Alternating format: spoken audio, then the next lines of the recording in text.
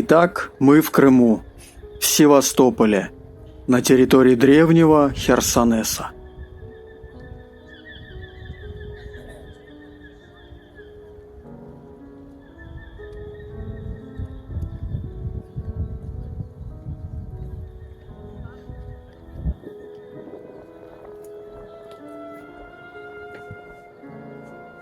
Город Херсонес – это древнегреческая колония, основанная примерно 2500 лет назад в юго-западной части Крымского полуострова.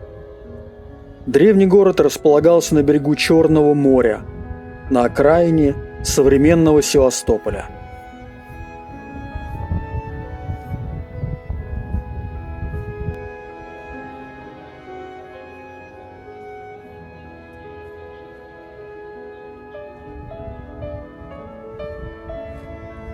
История Херсонеса уходит корнями не просто вглубь веков, а вглубь тысячелетий. Древние греки основали город-крепость Херсонес Таврический как свою колонию в 423-421 годах до новой эры. В переводе с греческого слово «Херсонес» означает «полуостров». Таврический – потому что по соседству проживало воинственное племя тавров. Нам же этот город известен под именем Корсунь. Так его называли в летописях Древней Руси.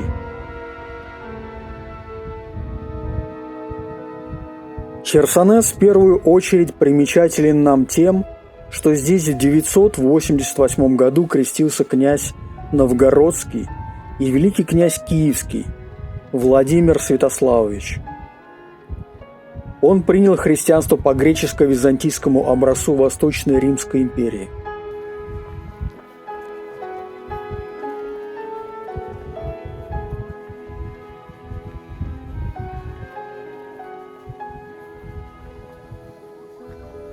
Вот такой интересный камень с гуманоидным лицом.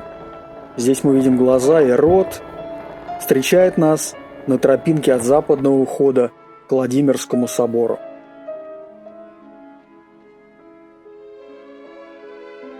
На пути к Владимирскому собору нас встречает Андрей Первозванный, первый из 12 апостолов, призванных Христом, ученик пророка и предтечи Иоанна Крестителя.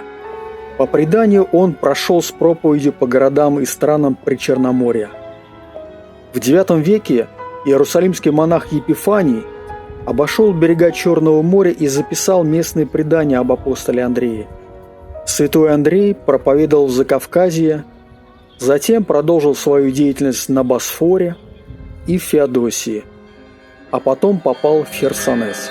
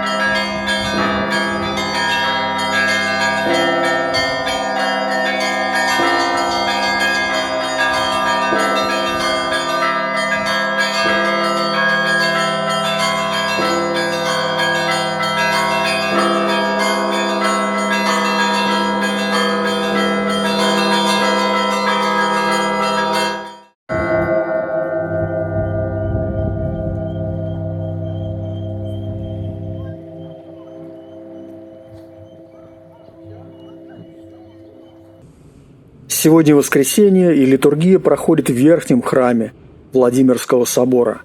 Поэтому мы первым делом идем туда. Честно говоря, зайдя в собор и поднимаясь по лестнице в верхний храм, я почему-то подумал, что мне кажется знакомой не то чтобы лестница, а наружное убранство, и это задумка росписи лестничного проема. На ум пришел Сретенский монастырь в центре Москвы, в котором владыка Тихон, нынешний митрополит Симферопольский и Крымский, был наместником с 1995 по 2018 год. Ну и кроме того, как оказалось впоследствии, главным архитектором нового Херсонеса в Крыму и храма Воскресения Христова и новомучеников Сретенского монастыря в Москве является один и тот же человек – архитектор Дмитрий Смирнов.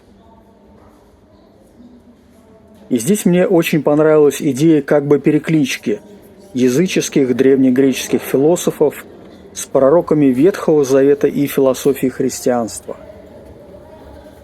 Конечно, это редко в каких храмах увидишь, но святые учители христианства I-II века Климент Александрийский, Юстин Философ видели в мыслях Платона, Аристотеля и прочих философов античную мудрость, как предтечу христианской. Мы помним, что в Благовещенском соборе Московского Кремля, Ипатьевском монастыре Костромы и других местах древнегреческих философов можно увидеть и на фресках внутри храмов, и на вратах.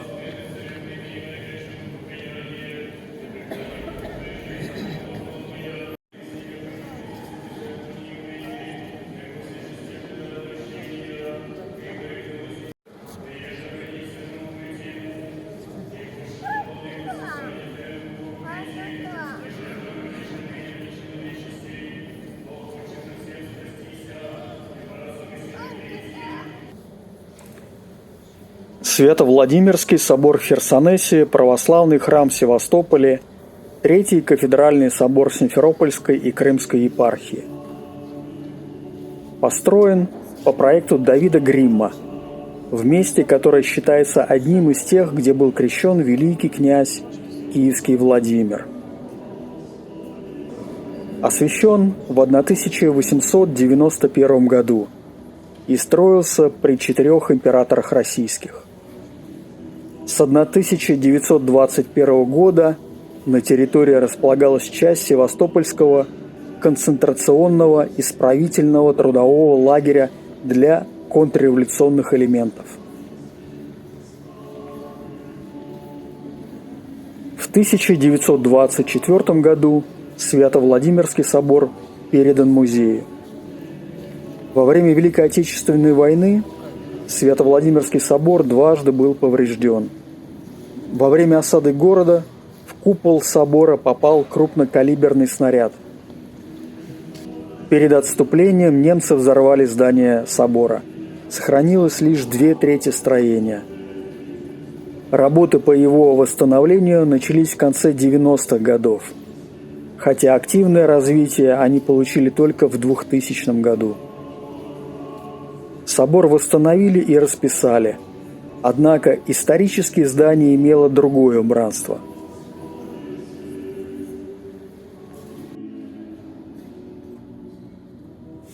В 2022 году в соборе начались новые реставрационные работы.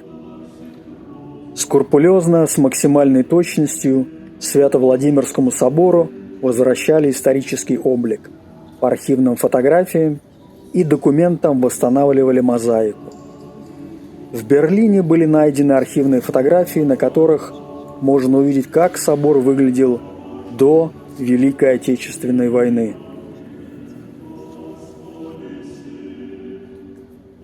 Среди святынь собора мы видим частицу мощей святого Андрея Первозванного. Апостол Андрей Первозванный – родной брат святого первоверховного апостола Петра. Как известно, Андрей Первозванный принял мученическую смерть в греческом городе Патра. Сейчас именно в Патрах находится частица Андреевского креста, на котором был распят апостол и его честная глава.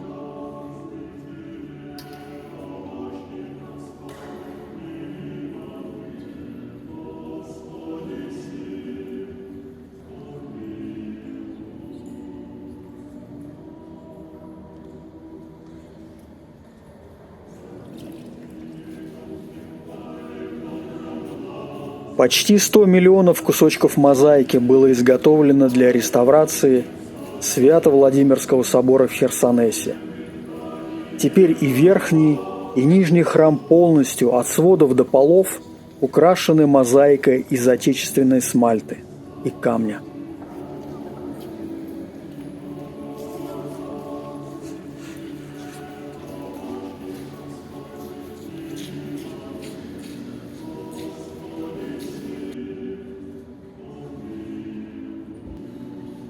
Крым – знаковое место для некоторых святых православия и католичества.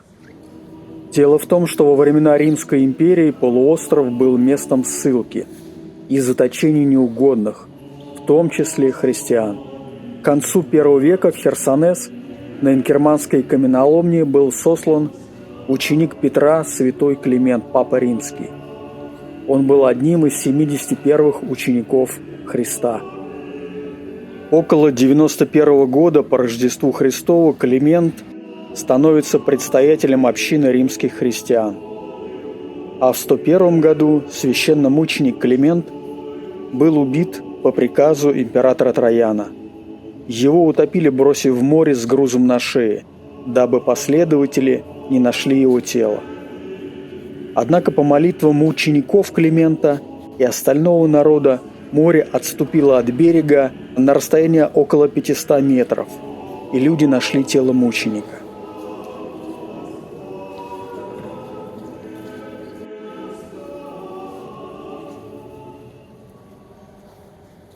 Согласно повести временных лет, наиболее ранней и сохранившейся в полном объеме русских летописей, князь Владимир принял христианство, крестившись от корсунского херсонского епископа.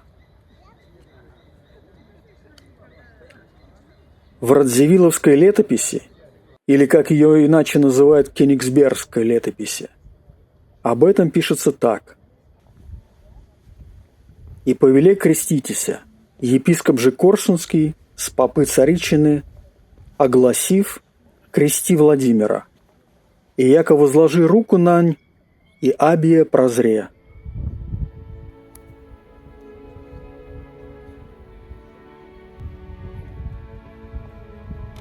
Мы идем по территории единственного античного полиса Северного Причерноморья. Городская жизнь в нем непрерывно поддерживалась вплоть до конца XIV века. А в 2013 году античный город Херсонес был внесен в список объектов всемирного наследия ЮНЕСКО.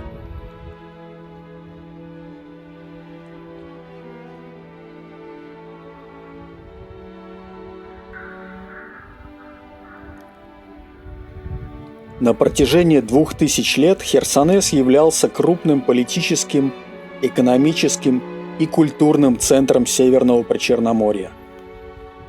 Ныне Херсонесское городище расположено на территории Гагаринского района Севастополя и является историко-археологическим заповедником.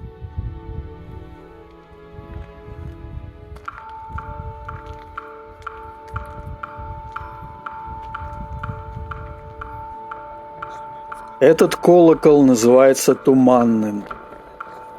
Отлитый из вражеских пушек в знак победы над Турцией, в Крымскую войну 1853-56 годов он вместе с монастырскими реликвиями был вывезен оккупантами из Российской империи, но через полстолетия возвращен на место.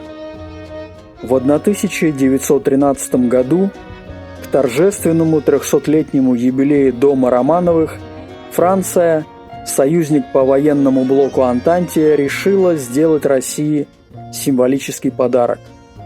По указанию президента Пуанкаре колокол сняли со звонницы собора Парижской Богоматери и доставили в Севастополь, в Херсонесский монастырь.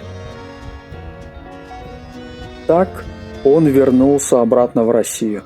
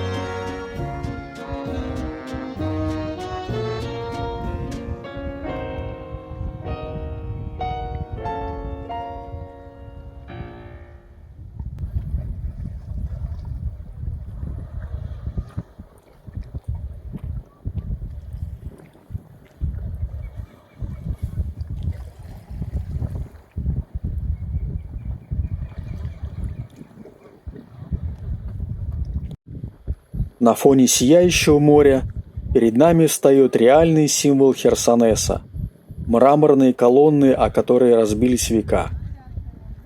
Неумолимое время не донесло до нас легенд и преданий, связанных с этой церковью, но сохранило колонны, под которыми скрываются остатки позднеантичного храма. В первой половине XIII века хозяевами Южного Причерноморья стали турки-сельджуки, подчинившие себе всю транзитную торговлю, и южный берег Крыма подвергался их нападениям. В 1223 году свой первый набег на Крым совершили монгольские орды Чингисхана. Через 70 лет южный и юго-западный Крым разорила орда татарского хана Нагая. Не смог устоять и Херсонес. Во второй половине XIII века главные торговые пути переместились в восточную часть Крыма, где генуэзцы основали торговые фактории Кафу, современная Феодосия, и Салдаю, современный Судак, а вблизи Херсона возникает Чембала, современная Балаклава. По пути нашего следования, рядом с дорожкой, прямо на открытом воздухе расположились экспонаты музея. Это огромные амфоры для масла и вина, фрагменты напольной мозаики, глиняные черепки, словом, все то немногое, что осталось нам от древнего Херсонеса.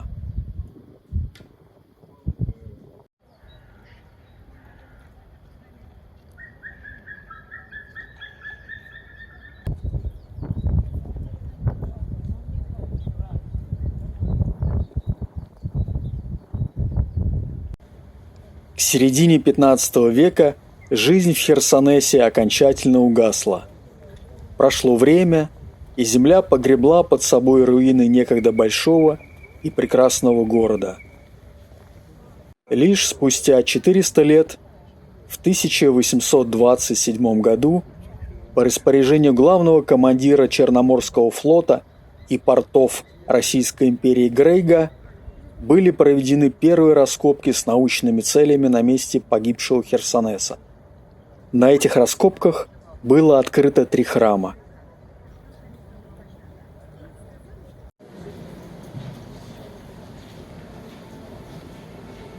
Проект собора святого Владимира, памятника крещению на территории Херсонесского монастыря, был утвержден лично императором Александром II 2 июля 1859 года.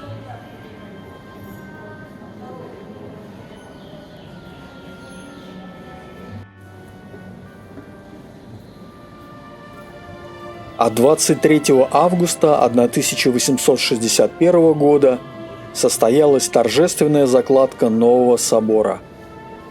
Императорская чета Александр II и Мария Александровна, сопровождаемые большой свитой, после торжественного молебна уложили золотые 10-рублевые монеты на первые каменные блоки будущего храма.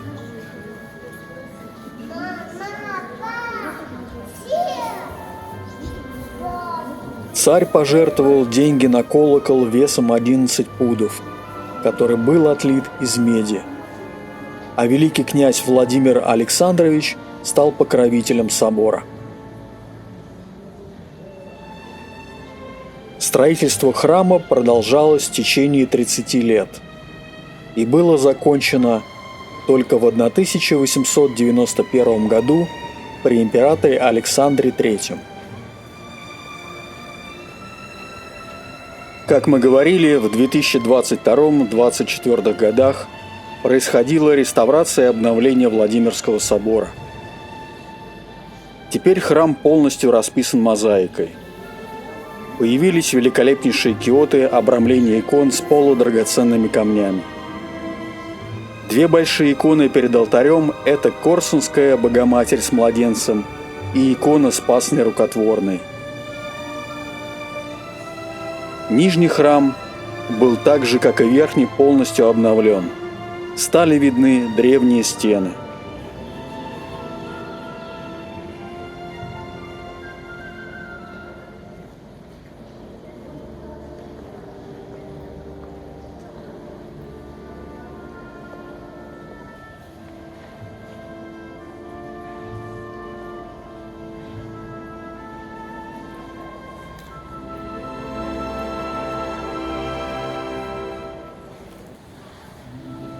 Сделали акцент на древних руинах храма.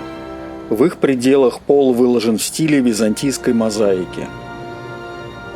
Алтарную часть также полностью открыли, чтобы она выглядела как в ранее византийских базиликах, где стояли всего две иконы, были врата и можно было видеть богослужение во всей красоте.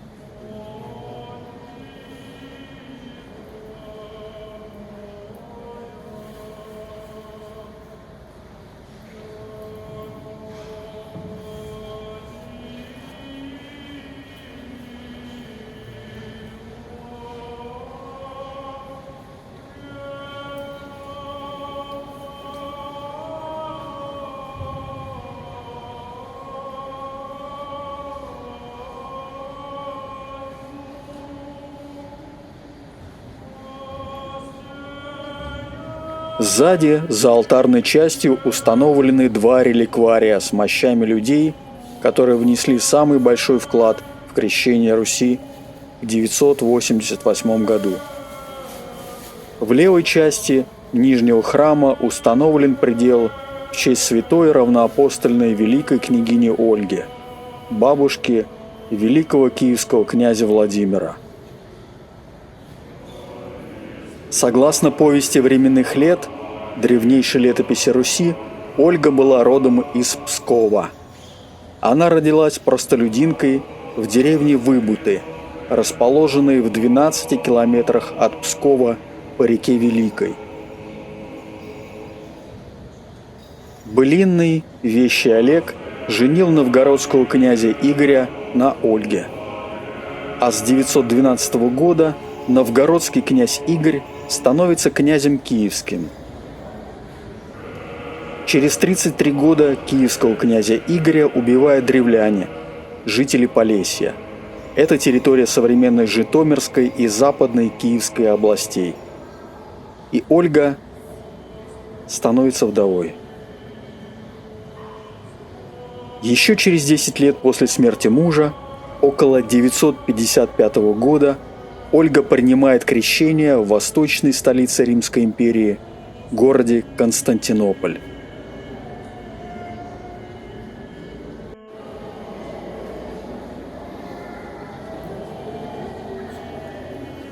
Здесь, в Нижнем храме, где сохранились стены древней базилики во время обновления 2022-2024 годов, перенесли и по-особому украсили купель.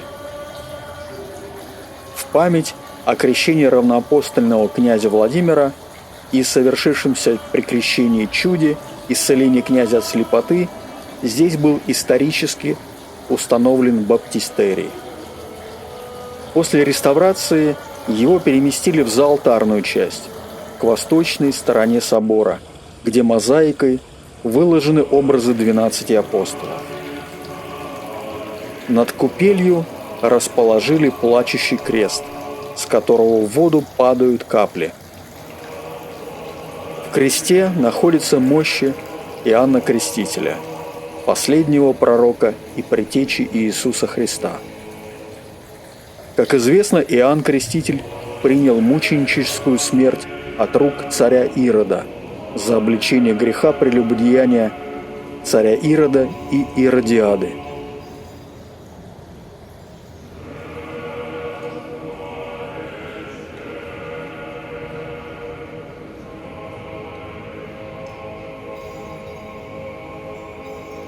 В правом пределе нижнего храма Владимирского собора находится крест с мощами святого равноапостольного великого князя Владимира.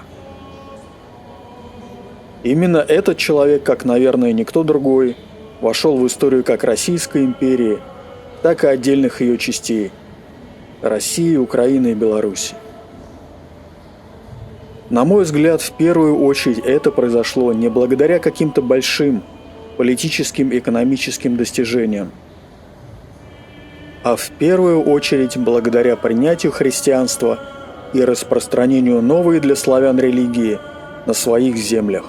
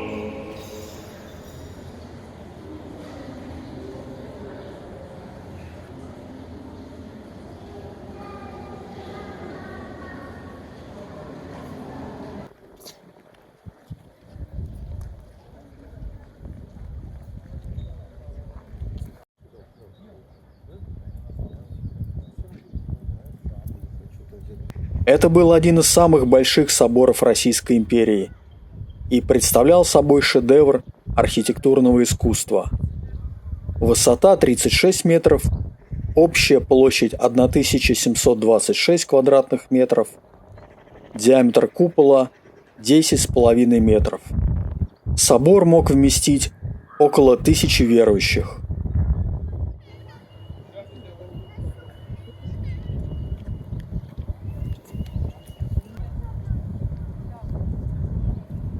Церемония освящения Владимирского собора после масштабного обновления 2022-2024 годов прошла в день крещения Руси и день памяти святого равноапостольного князя Владимира.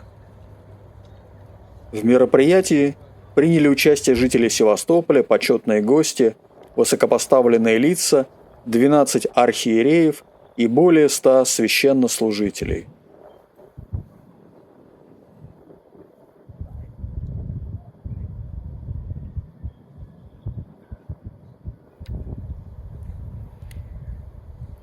Знаешь, отдаленные ассоциации, ну прям очень, конечно, отдаленные. жутко отдаленно, но единственное, что это напоминает, когда это по Виа Империале идешь в Роме.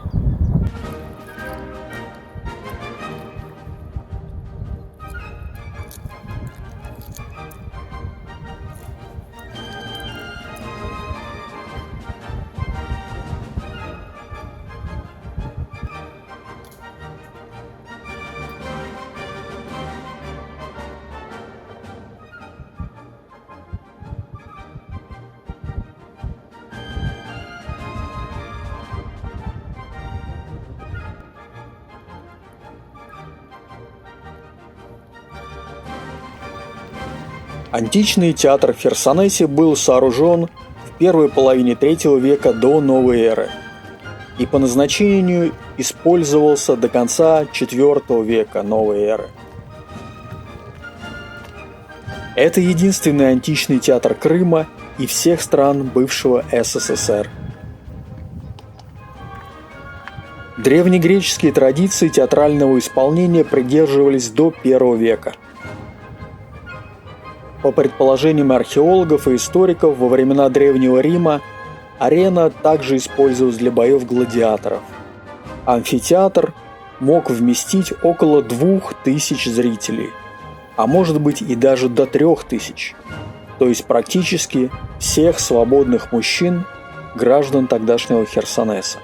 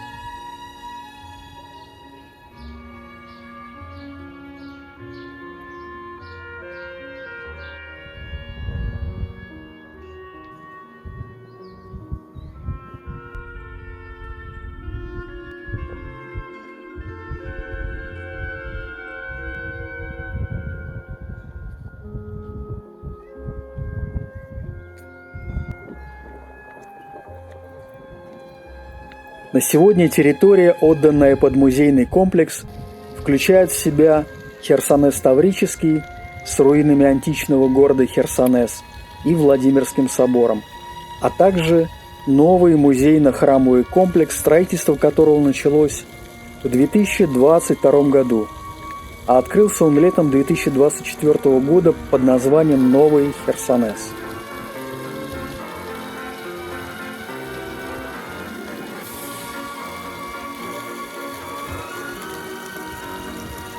Возведением объектов на площади 22,5 гектара в течение почти 2 лет занималась военно-строительная компания Министерства обороны России. Ведомству раньше принадлежала земля в районе Карантинной бухты, откуда были передислоцированы воинские подразделения. Там, преимущественно на месте руин пригорода и хозяйственной территории древнего Херсонеса, теперь возведен грандиозный новый Херсонес. В рекордные сроки построено 30 объектов.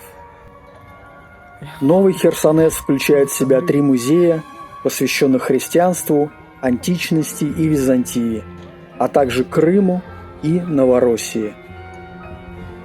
С мая 2021 года параллельно подготовке к строительству начались археологические раскопки. Как утверждала военно-строительная компания, до начала работ археологи на площадке нашли около 7 миллионов находок. Центральным объектом на территории комплекса Новый Херсонес стал первый в России музей христианства. Здесь мы узнаем об истории зарождения и развития христианства в мире. Купол музея храма диаметром 31 метр выполнен по образцу купола Святой Софии, столицы Восточной Римской империи Константинополя. Сейчас это город Стамбул в Турции. Венчает купол музея христианства монограмма имени Иисуса Христа.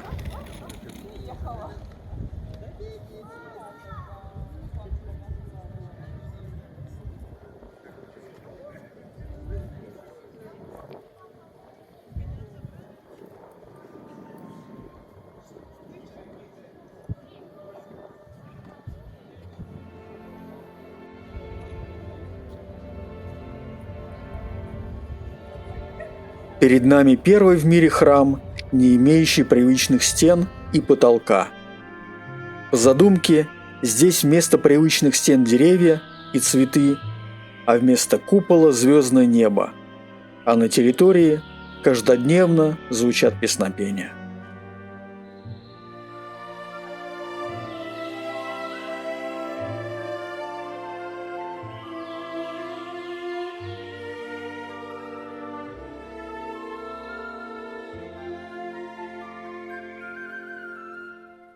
Мы видим алтарную часть.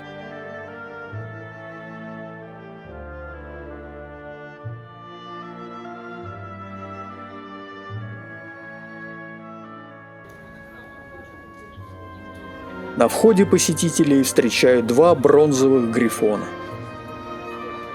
В христианстве грифон символизирует Христа, указывая на две его природы – божественную и человеческую. Орел в этом случае олицетворяет Бога, а лев – человека, исполненного духовной силы.